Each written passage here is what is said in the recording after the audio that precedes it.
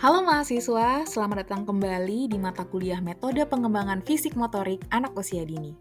Hari ini kita akan membahas tentang motorik anak, terlambat atau belum distimulasi. Banyak sekali nih orang tua yang datang ke guru atau ke dokter bertanya seperti ini. Bu, anak saya belum bisa jalan, padahal sudah 15 bulan. Ini normal nggak sih? Atau jangan-jangan anak saya terlambat ya?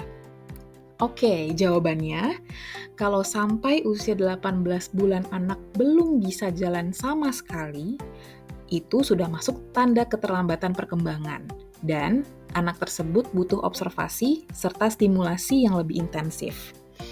Tapi, bukan berarti langsung jadi panik ya, karena cuma butuh waktu dan latihan yang pas kok. Menurut penelitian, perkembangan motorik kasar itu sangat dipengaruhi oleh stimulasi, lingkungan, dan juga nutrisi.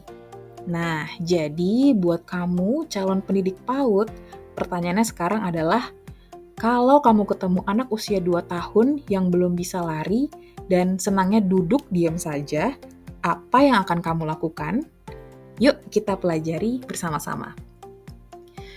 Di dalam dunia perkembangan anak usia dini, kita nggak cuma bicara soal tinggi badan dan juga berat badan, tapi juga ada dua hal yang penting. Pertama, motorik kasar. Ini adalah gerakan besar, contohnya merangkak, berdiri, jalan, lari, lompat, naik tangga. Dan yang kedua adalah motorik halus. Nah, ini adalah gerakan kecil dan detail. Contohnya, memegang sendok, menyusun balok, menggambar, dan juga mengancingkan baju.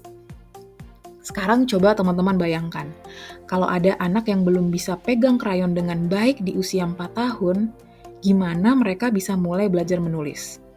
Pasti akan sulit ya, karena sebelum anak bisa menulis huruf, mereka perlu menguasai keterampilan-keterampilan dasar, seperti menggenggam, mengontrol gerakan tangan, dan juga koordinasi antara mata dan tangannya. Nah, semua itu adalah bagian dari motorik halus. Supaya lebih jelas, yuk kita lihat tahapan ideal perkembangan motorik anak. Yang pertama, di usia 0-6 bulan, umumnya anak sudah mampu tengkurap dan mengangkat kepala. Di usia 6-12 bulan, anak mampu duduk, merangkak, dan berdiri. Di usia 12-18 bulan, anak sudah mampu berjalan.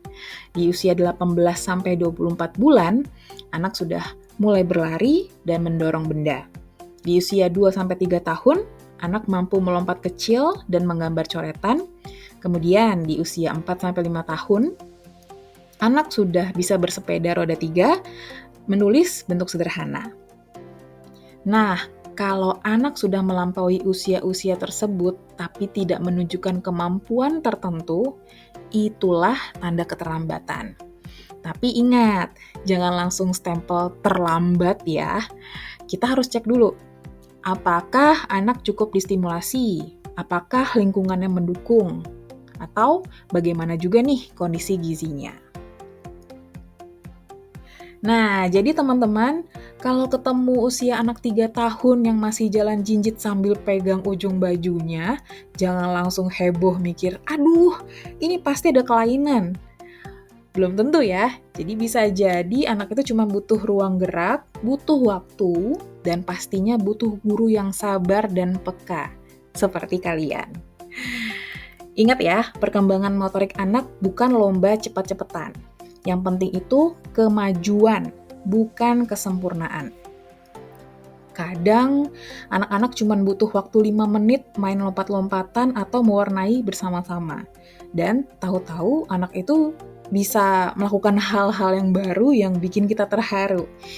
Dan kalaupun anak benar-benar mengalami keterlambatan, itu bukan akhir dunia. Kita punya alat bantu, stimulasi, dan ahli yang bisa mendampingi. Oke, itu saja untuk materi hari ini.